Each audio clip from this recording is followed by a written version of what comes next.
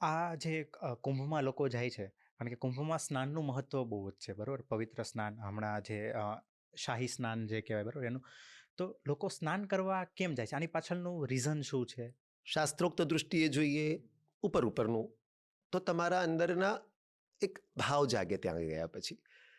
જેવી રીતે અમે અત્યારે જઈ આવ્યા મારા વિદ્યાર્થીઓની સાથે, જૂના જે વિદ્યાર્થીઓ છે એમની સાથે અમે લોકો જઈ આવ્યા. હવે તો મારા માટે તો બાળકો છે, હું તો સંન્યાસી છું, પણ હું ક્યાંય જઉં તો બાળકોના વસ્તુ ખાસ ધ્યાન દોરાવતો હોઉં. કેવું થાય ભાઈ કે આપણે જ્યારે મંદિરમાં જઈએ ને, તો મંદિરમાં મૂર્તિની સામે પગે લાગીને આપણે સિમ્પલી બહાર આવી જઈએ. આપણા જોડે એક લિસ્ટ હોય, લઈને જઈએ, ભગવાન આ કરી નાખજે, તે કરી નાખજે. આપણને ઇવન એટલો પણ ટાઈમ નથી બહાર આવીને કોઈ પૂછે કે આજે ભગવાને શું વસ્ત્ર પહેર્યા હતા, નથી ખબર. Means we simply go to the even god for our own self purpose. તમને ભગવાનમાં તો કોઈ ઇન્ટરેસ્ટ જ નથી. તમે પોતાના દુખડા રોવા માટે અથવા તો એક લિસ્ટ લઈને જાઓ છો. તો તમે જે પ્રશ્ન પૂછ્યો એ પ્રમાણે જો હું કહું કે આ વસ્તુ માટે બહુ જ આવશ્યક છે કે વ્યક્તિ પોતાની એક પ્રગતિ કરવા માટે અથવા તો એક ચેન્જ લાવવા માટે ખરો રસ્તો કયો છે શીખે. અને શીખવા માટે આવશ્યકતા છે આ વસ્તુઓની, બહુ વધારે આવશ્યકતા છે. રાઈટ.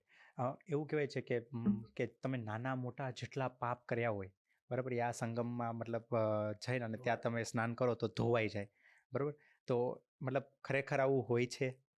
હું દરેક શાસ્ત્રને હું પ્રમાણ માનીને એમ કહીશ, કોઈ પાપ ક્યારેય ધોવાય નહીં. કર્મ ધોવાવાની વસ્તુ જ નથી. મારા गुरुजी ने मैं एक वक्त प्रश्न पूछा तो कि गुरुजी ऐसा सुना है कि ये करने से ऐसा हो जाता है, वो करने से.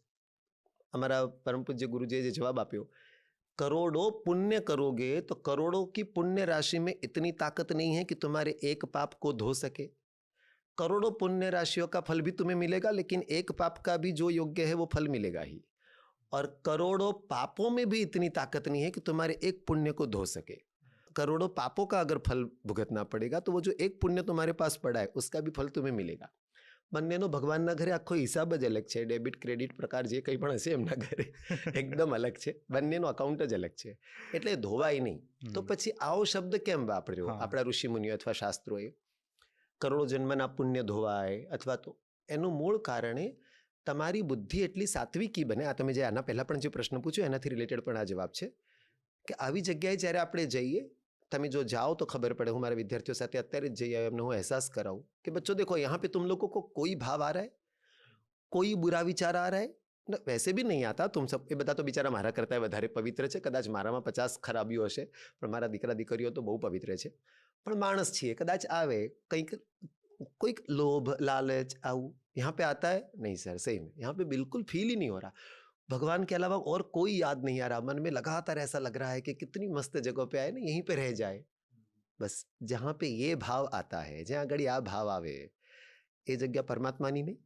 પરમાત્માનો વાસ હોય ત્યાં જ તમે સંસારી જે છો આપણા દુશ્મનો કહેવાય, કામ ક્રોધ લોભ મોહ મદ અને મત્સર, એનાથી તમે મુક્ત રહી શકો. તો જ્યારે આવા વાઇબ્રેશનની વચ્ચે તમે જાઓ, બહુ સ્વાભાવિક છે તમારી અંદરની જે પાપની વૃત્તિ છે એ દૂર થઈ જ જવાની. અને આવા સ્નાન કરવાથી થોડા દિવસ સુધી મગજમાં રહે ને, હું કુંભ કરીને આવ્યો છું, લોકો મને અલગ નજરથી જોવે છે, મારાથી અમુક કામ ના થાય, એટલે તમે જે કરવાના છો પાપ એમાંથી તો બચ્યા. તો આ કરોડો પાપોથી બચાવે જ છે. ધોવાય નહીં, પણ આ રીતે જઈએ તો ધોવાઈ ગયા, કારણ કે તમે કર્યા જ નહીં એ પાપ.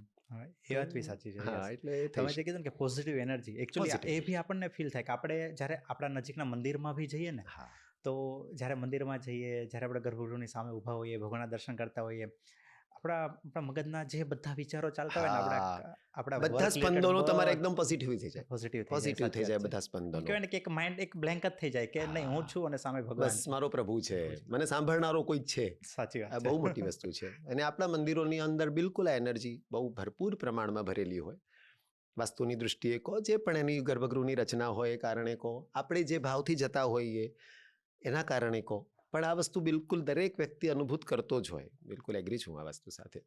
આપણે કુંભ મેળામાં જોઈએ તો બધા જ સાધુ સંતો, બધા નાગા બાવાઓ, અઘોરી બાવાઓ બધા ત્યાં જતા હોય છે, રાઈટ?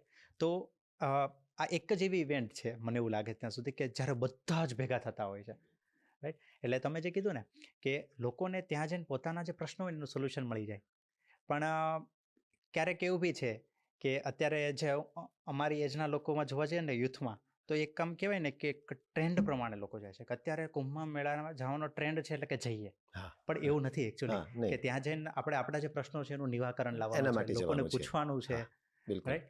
correct, એટલે correct. આ વાત બી આમ કહેવાય ને કે કંઈક અંશે એમ સાચી છે બહુ કે બહુ નહીં. આવશ્યક છે. હા, આ બહુ એ જરૂરી કોઈ બી છે. ફરવાની જગ્યા નથી. નથી, યસ. મેળો નામ ભલે એની પાછળ પડ્યું, હા. પણ એ કોઈ મેળો નથી. હા, એ મૂળમાં તમારું આધ્યાત્મિક પ્રગતિ માટેનો મેળો છે. રાઈટ. પણ હું એમ કહીશ કે આપણે બધી વસ્તુને પોઝિટિવલી કેમ ના જોઈએ? ઘરે હમ. નવરા બેહી રહે એના કરતાં જઈ તો આવો. તમે સુગંધની ટોકરીમાં જશો તો કંઈક તો સુગંધ ચોંટશે, કંઈક તો સાચી વાત. સુગંધ લઈને જ આવશો. હમ. ઘરે પેલું ગુજરાતીમાં આપણે કહે ને કે નવરા બેઠા નખો દ્વાળે, હા. એવા નવરા બેહી રહે એના કરતાં હું કહું છું મેળાની જઈ દૃષ્ટિએ આવો. તો જાઓ, કોઈ પણ દૃષ્ટિએ જાઓ. સત્કર્મ છેલ્લે સત્કર્મ છે, એની પોતે રસાયણ બતાવશે જ. તો સાચી જવું વાત. જોઈએ. હા. ગમે તે દૃષ્ટિએ જાઓ પણ જઈ આવો, એવું હું બધાને જરૂર સંદેશ આપીશ. બહુ હા. શ્રદ્ધા ના બેસતી હોય હમ. કદાચ, કંઈ વાંધો નહીં, જાઓ તો ખરા. હમ. એક વખત એ માર્ગ ઉપર પગ તો મૂકો, આપોઆપ બધું ધોવાઈ જશે.